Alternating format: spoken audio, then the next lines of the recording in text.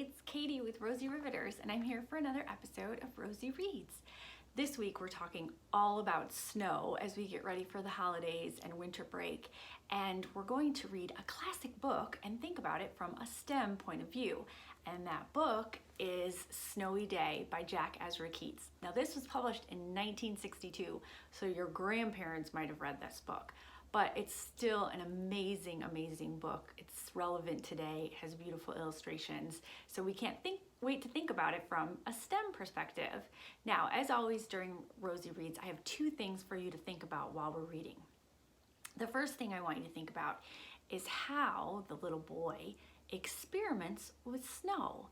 And then the second thing I want you to think about is something big and very sciencey happens to a snowball, and I want you to think about what that is, and we will talk about it once we're done reading. So let's get started. Snowy Day.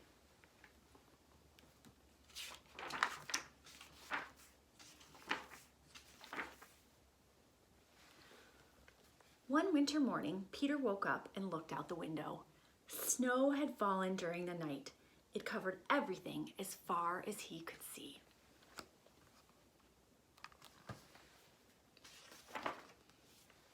After breakfast, he put on his snowsuit and ran outside. The snow was piled up very high along the street to make a path for walking.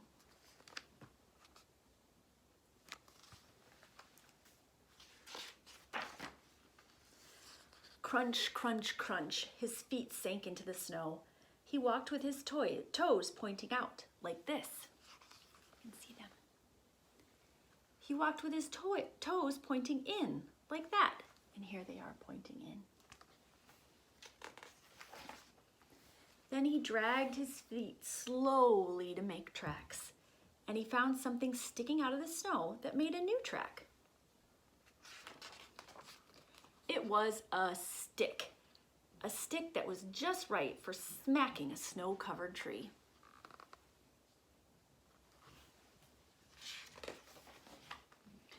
Down fell the snow, plop, on top of Peter's head.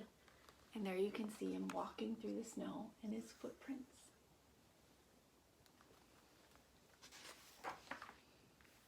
He thought it would be fun to join the big boys in their snowball fight, but he knew he wasn't old enough. Not yet.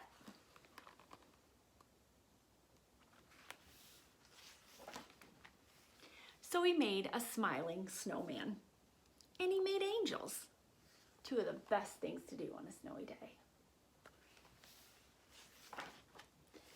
He pretended he was a mountain climber. He climbed up a great big tall heaping mountain of snow and slid all the way down.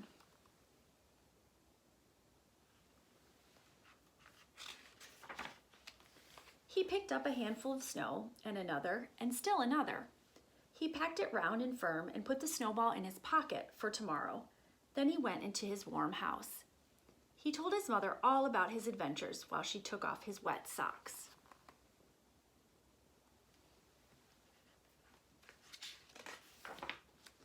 And he thought and thought and thought about them.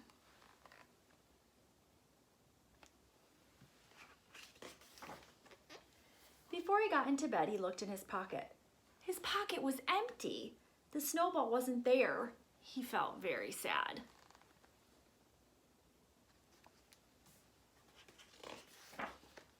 While he slept, he dreamed that the sun had melted all the snow away. But when he woke up, his dream was gone. The snow was still everywhere.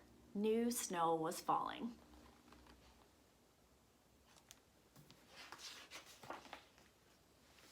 After breakfast, he called to his friend from across the hall, and they went out together into the deep, deep snow. The end. So I asked you to think about two things while we were reading the book. The first one was how we could think about maybe Peter experimenting with the snow. So what do you think he did that we could think of as experimenting? Right? He walks in it a couple of different ways to see what kind of tracks his feet will make. So that's definitely experimenting. And he turns his feet different ways to make different patterns. Then he dragged his feet slowly to make a long track. So essentially, he's doing some scientific research, right? He's changing his points of view and perspectives and what his feet are doing and seeing what happens when he does that. And then he finds a stick and he starts experimenting with a stick to see what it will do to the snow. And the snow went plop, right? So we can think about experimenting in our everyday lives, just like Peter does with the snow. How we move our feet, how we move our bodies, how we use things like sticks to interact with our environment. Peter was experimenting essentially while he was out playing in the snow. So the other thing I asked you to think about was what big sciencey thing was happening to the snowball that Peter made. What happens once he puts it in his pocket and he takes it inside? It melts, right? And that is science. That is what we call a physical change. So all the water molecules were frozen and they were laced really tightly together in order to make snow and make the snowball and stick together.